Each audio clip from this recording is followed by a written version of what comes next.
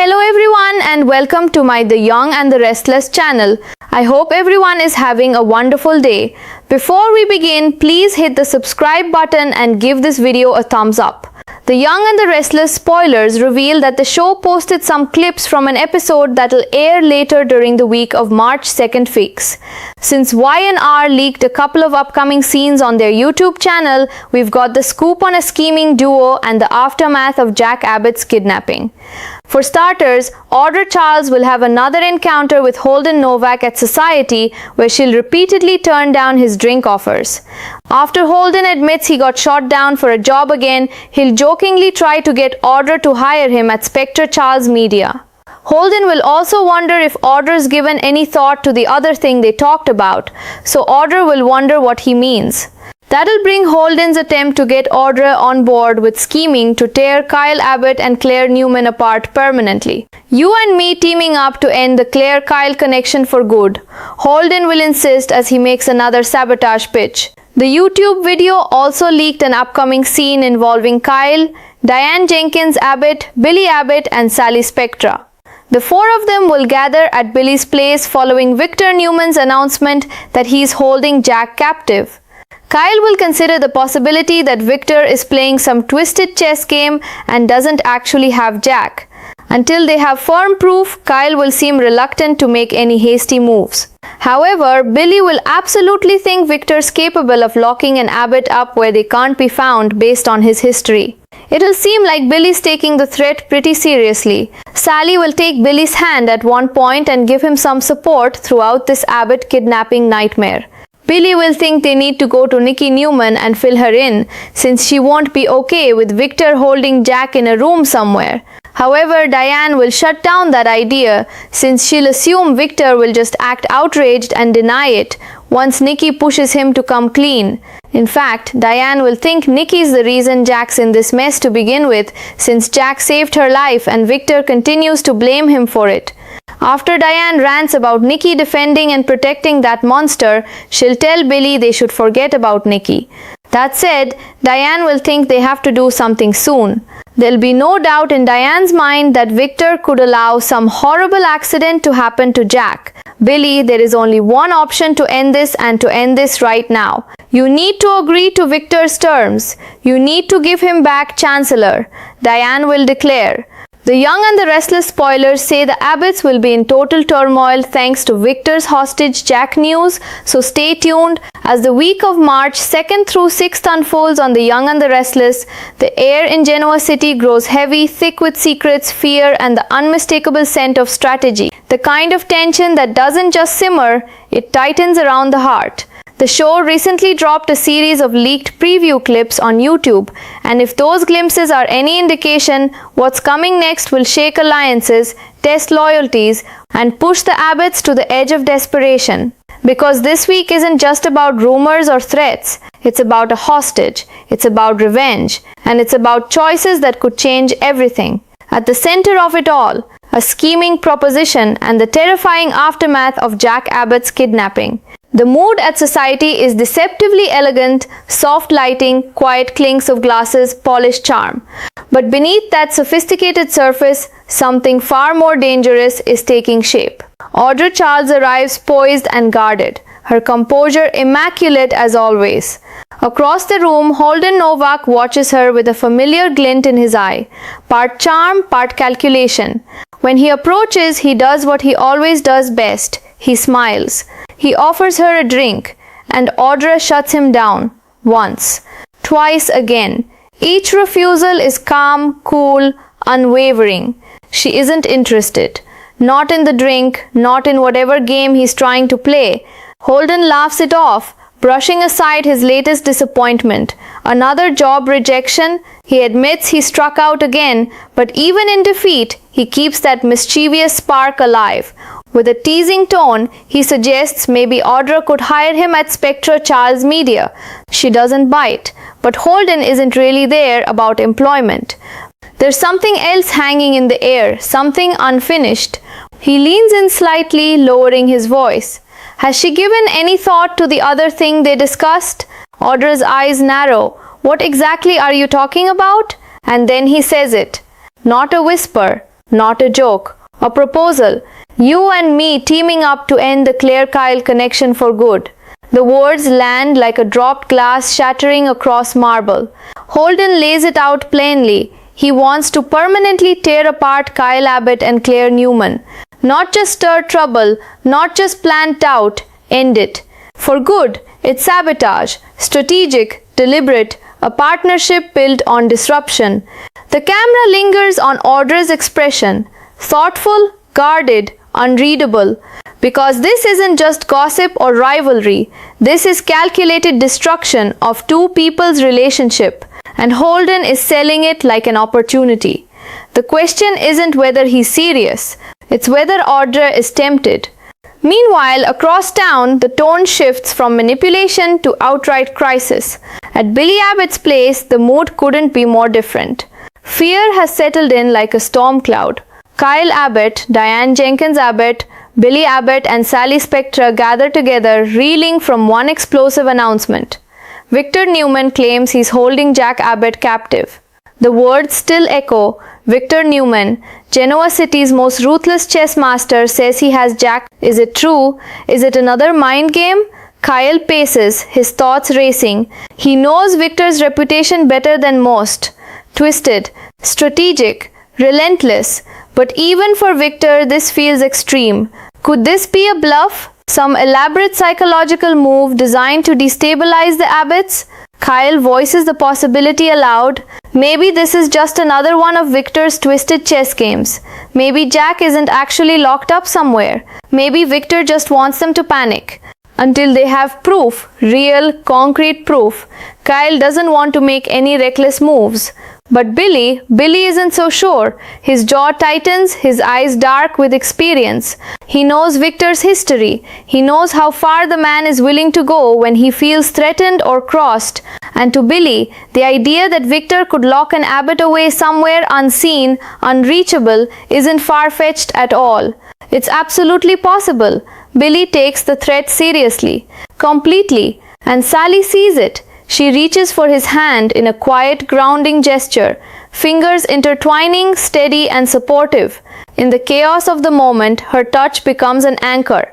She doesn't interrupt, she doesn't panic, she just stands beside him, offering strength in silence.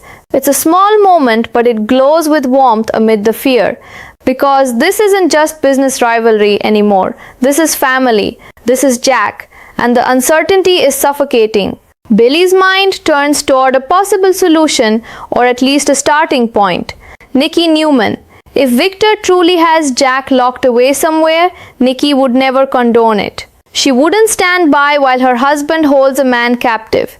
Billy believes if they go to her, tell her what Victor has done, she could intervene. She could force Victor's hand. It's a risky move, but it might be their best one. But before the idea can take root, Diane shuts it down. Hard, her voice carries both urgency and fury. She doesn't believe Nikki would help. Not really. If confronted, Victor would simply act outraged, deny everything, and Nikki would be left defending him. In Diane's eyes, Nikki isn't the solution. She's part of the problem. Because it was Jack who saved Nikki's life. Jack who stepped in when it mattered most. And ever since, Victor has blamed him, resented him, twisted the narrative into something poisonous. Diane's emotions rise protective, angry, fierce. She rants about Nikki defending and protecting that monster. The word hangs heavy. Monster. She tells Billy to forget Nikki. Going to her would only waste time, precious time they may not have. Because Diane believes something chilling. If Victor has Jack, truly has him, there's no telling what could happen. Victor is capable of allowing some horrible accident to take place. A staged mishap, a tragic twist of fate, and suddenly Jack is gone, permanently. The room falls silent as that possibility sinks in. Diane's voice lowers, but her resolve hardens. Billy, there is only one option to end this, and to end this right now. All eyes turn to her. You need to agree to Victor's terms. You need to give him back Chancellor. The words hit like thunder.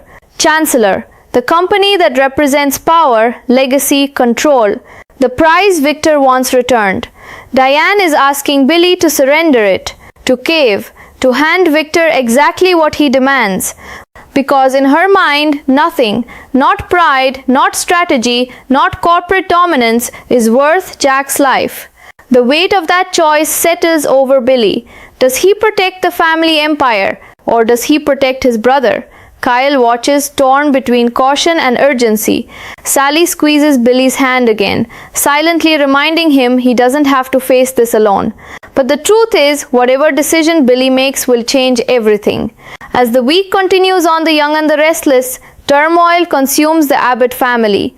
Trust is fragile, fear is rising, and Victor Newman remains 3 moves ahead, or at least he wants them to believe he is. Across town, Audra stands at a crossroads of her own, Holden's sabotage pitch echoing in her thoughts. A romantic connection targeted for destruction, a powerful family pushed to desperation, and somewhere possibly locked away in silence, Jack Abbott's fate hangs in the balance. Is this a bluff, a trap, or the beginning of something far more devastating? In Genoa City, alliances are shifting, lines are being drawn, and every choice carries consequences that can't be undone. Because in this game of strategy and survival, there's only one certainty: someone is going to lose. And the fallout is just beginning. And as the storm clouds gather over Genoa City, the tension doesn't ease, it deepens. Because while the Abbotts debate strategy and survival, one question keeps circling like a shadow that refuses to disappear. Where is Jack Abbott? If Victor Newman truly has him, then somewhere in a locked room behind guarded doors, cut off from his family, Jack is waiting. Waiting for a mistake, waiting for rescue, or perhaps, knowing Jack, waiting for his own opportunity to outmaneuver the man who's held a decades-long vendetta against him. But even imagining that scenario sends a chill through Diane. Back at Billy's place, the argument doesn't fade after her shocking ultimatum, it escalates. Billy pulls his hand from his temple, pacing now, mirroring Kyle's earlier anxiety. Giving Victor Chancellor would mean surrendering leverage. It would mean confirming that Victor's tactics work, that kidnapping or even the threat of it is an effective bargaining chip. And Billy hates that idea. He hates the thought of rewarding Victor's cruelty. Yet Diane's voice cuts through his resistance again. Not sharp this time, but trembling with emotion. This isn't about business. This isn't about pride. This is about Jack. Her eyes glisten, not with weakness, but with fierce devotion. Jack is her husband, her partner, the man who believed in her when others didn't. And the possibility that he could be alone, frightened, or worse, injured, is more than she can bear. Kyle steps in, then trying to steady the conversation before it spirals into desperation. He understands both sides. He knows Victor is capable of calculated cruelty, but he also knows Victor thrives on emotional reactions. If they give in too quickly, they may be walking straight into a trap. What if that's what he wants? Kyle asks quietly, for us to panic, for us to implode. The room stills again. Because it's true. Victor Newman has built his empire on patience and psychological warfare. He doesn't always need brute force. Sometimes he just needs his enemies to destroy themselves. But Billy shakes his head. I've seen that look in his eyes, he says, voice low, when he decides to make an example out of someone. And right now, Jack might be that example. Sally rises slowly from the couch, her presence calm but firm. She doesn't try to overpower the discussion, she simply adds perspective. If Victor wants Chancellor that badly, then that's the key, she says. But keys can open doors both ways, her meaning lingers. What if agreeing to Victor's terms isn't surrender but strategy? What if they play along long enough to confirm Jack's safety and then strike back? The idea shifts the energy in the room. It's not hope exactly, but it's a thread to hold on to. Diane exhales, the tension in her shoulders easing just slightly. She doesn't care how they frame it. Strategy, sacrifice, negotiation, as long as it brings Jack home alive. Because that's the line she cannot cross. Meanwhile, across town at Society, Audra remains seated long after Holden finishes his pitch. The ambient music hums around them, but their table feels like its own private battlefield. Holden watches her carefully now, no longer joking. He sees the wheels turning behind her eyes. Claire Newman and Kyle Abbott, two names that represent something stable, something hopeful in a city built on betrayal. And Holden wants to tear that apart.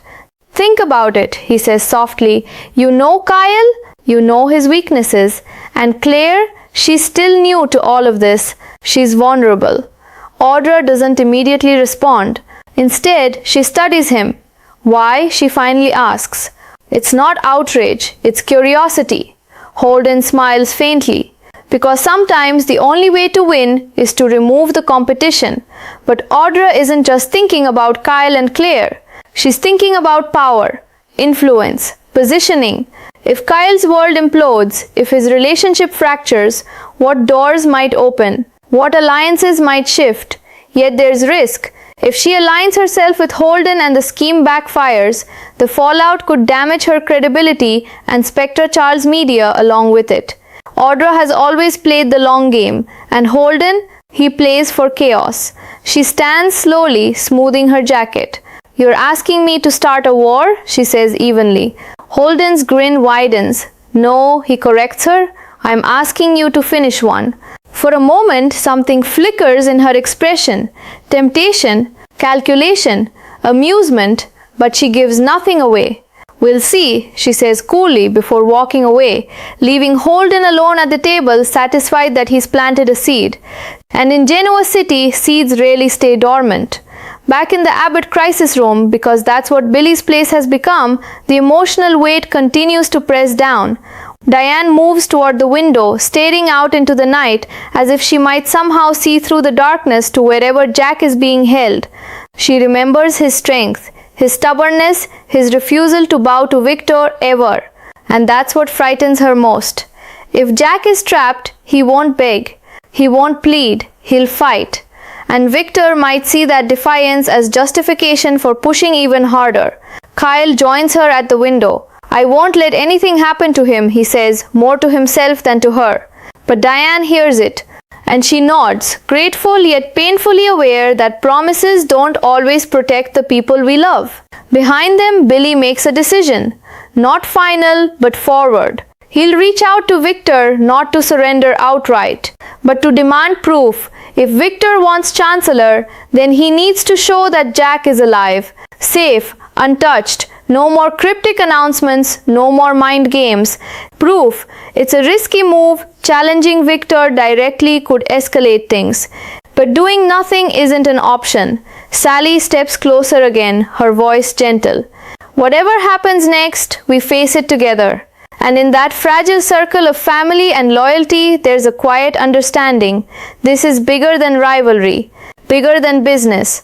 This is about survival. As the week barrels forward on The Young and the Restless, every storyline tightens like a coiled spring. Victor Newman remains unseen, but his presence is everywhere. In every whispered fear, every strategic debate, every rising heartbeat. Jack Abbott's fate hangs in uncertainty. Billy stands on the brink of a sacrifice that could reshape the corporate landscape. Diane's love turns into fierce resolve. Kyle balances caution with courage. Sally proves once again that strength doesn't always roar, sometimes it steadies. And across town, Audra Charles may be considering whether to step into a different kind of battle, one that targets love instead of legacy. Because if she accepts Holden's offer, Kyle and Claire's connection could face a test it never saw coming. In Genoa City, loyalty is fragile, power is intoxicating. And revenge is patient. The game is in motion. The stakes are personal, and before this is over, someone will have to decide what they're willing to lose to win.